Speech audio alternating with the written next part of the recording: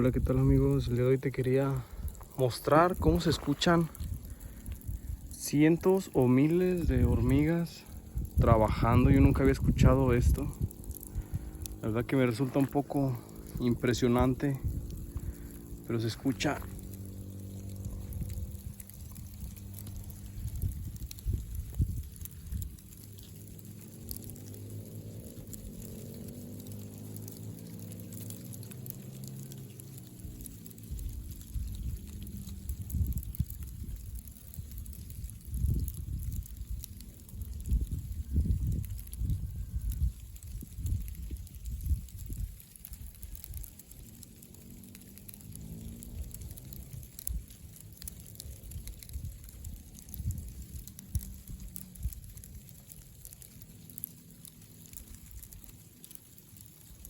Espero que puedas escucharlo igual que yo. Son muchos tronidos donde están rompiendo las hojas, donde están trabajando todas en equipo.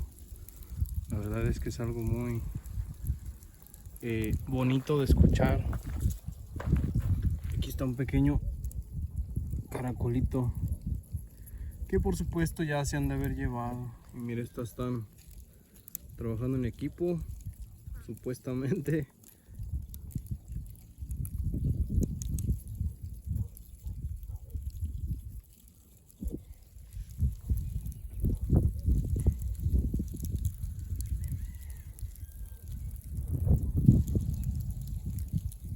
Realmente espero que puedas escuchar lo que yo escucho.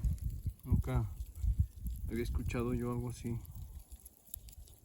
Y bueno, nada más, es un video interesante. Acá se ven todas las hormigas. Todo el camino hacia su hormiguero. Pero pues nada más te quería mostrar. Espero que te haya gustado el video. Si es así, pues dale like y suscríbete.